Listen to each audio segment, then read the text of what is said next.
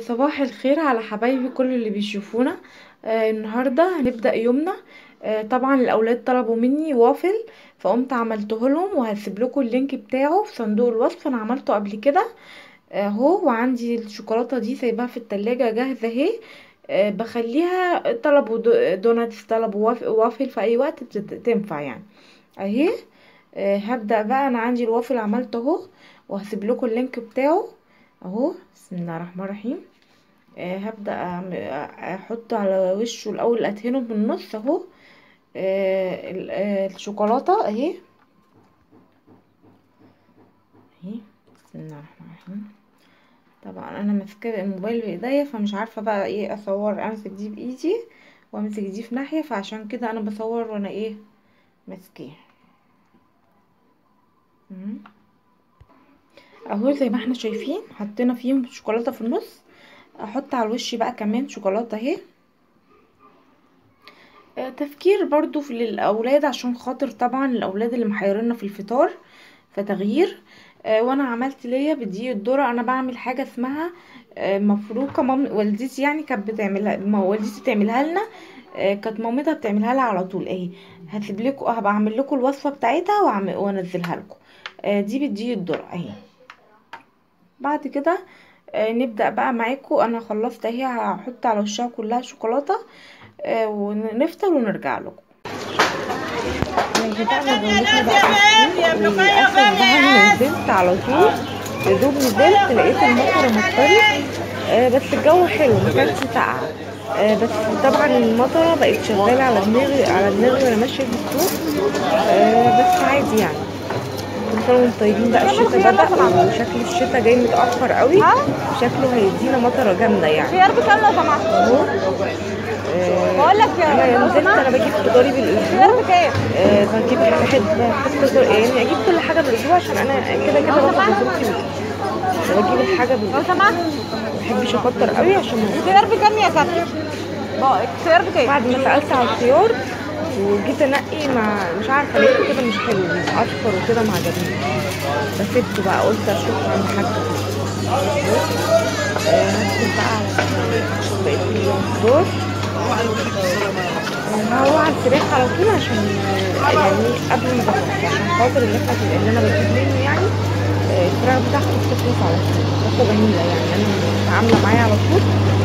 طعمها جميل، ولا فيها ميه ولا اي حاجه. شكرا.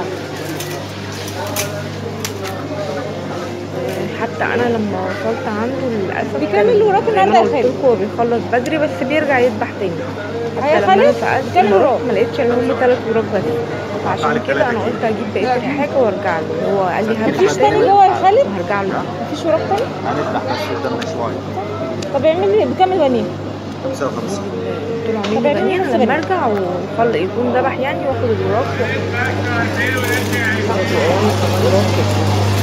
نجيب اللحمه بقى. اللحمه انا جبتها يعني بعد ما جبت. انا ما بجيبش الايام دي لحمه. بجيبها مفرومه، عشان خاطر انا يعني والدتي ربنا يديها الصحه كانت ذابحه في العيد يعني وكده. وانا ما بشتريش لحمه، اللحمه مفرومه بس اللي بعملها، الحاجات اللي بعملها باللحمه المفرومه بس. لكن اللحمه اللي هي الجامده عندي في البيت لغايه دلوقتي. ابدا بقى اشتري الخضار بتاعي، السمك والحاجات دي. والخضرة بقى يوم ما رحت، عشان خاطر الجو مطرة. بقى يجيبوا الخضرة ب3 بجنيه، عشان عايز يخلص من وعشان خاطر خايف من الجو ان يقلب تاني يعني اهي. هي ب2 جنيه. سوري، ال3 بجنيه، في حين ان في الاوقات العادية بيبيع ال3 ب2 جنيه.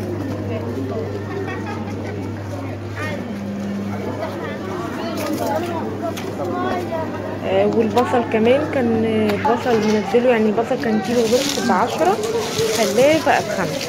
البياعين في المطرة بالذات بيحبوا الحاجة تبقى ايه، يخلصوا من الحاجة عشان يروحوا بدري.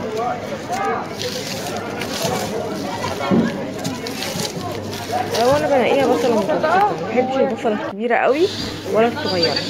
ورحنا عند بتاع الفاكهة بقى. انا بحب اجيب برضو الفاكهة بتاعتي يعني ايه، بس الفاكهة بالذات اللي بحب اجيبها يعني ايه، مش كتير قوي عشان موجودة. اهي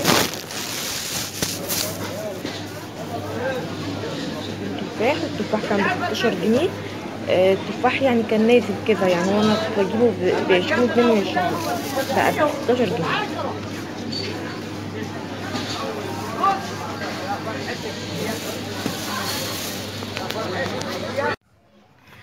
ولسه بقى واصلين بعد ما رجعنا من السوق.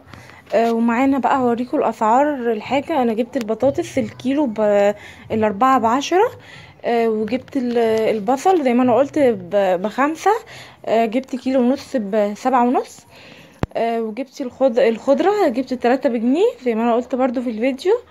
والفراخ بقى طبعا بعد ما رجعت له تاني بعد ما خلص. وجبت 4 وراك من سعر الورك الكيلو من 25 جنيه. والسمك والليمون والفلفل ب5 جنيه. جبت نص. والليمون ب5 برضو. والتفاح ب16. والبرتقال كيلو ونص ب10. وجبت بقى حاجات العطارة عندي. جبت الذرة الفشار ب8 جنيه ونص. وجبت السبانخ زي انا قلت جبت الاول نص كيلو، ورجعت جبت كيلو تاني قلت اخزنه ينفع ايه عشان السبانخ جميلة دلوقتي وده وقت تخزينها يعني.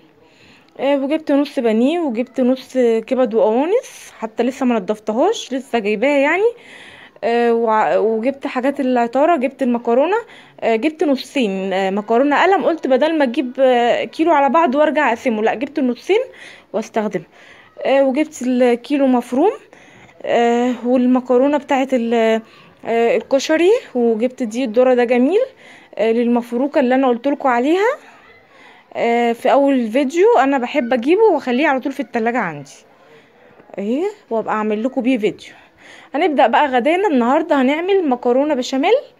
هو النهاردة كان عايز عدس بس للأسف هما مش بيحبوا العدس اوي فما عملناش النهاردة عدس. عملت مكرونة. هعمل مكرونة بشاميل. انا عندي باباهم بياكل عادي العدس وانا باكله بس الاولاد مش بيحبوه قوي فما عملتش النهارده عدس.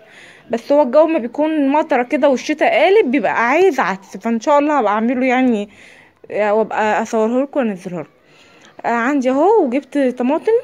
الطماطم يعني بدأت تنزل شوية طبعا، كانت وصلت ل12 ووصلت ل14. بدأت تنزل بقت كيلو ونص ب10 اهي. وبعد ما خلصنا المكرونة بتاعتنا اهي نبدأ بقى نقطعها معاكم. وهسيب لكم اللينك بتاع المكرونه البشاميل انا عاملاه كله من اوله لاخره في فيديو. هسيب لكم اللينك بتاعه. وما تنسوناش بقى باللايك وسبسكرايب او الاشتراك وتفعلوا الجرس عشان يوصلكم كل جديد مننا. ويا رب دايما تعجبكم اكلاتنا ووصفاتنا. والسلام عليكم.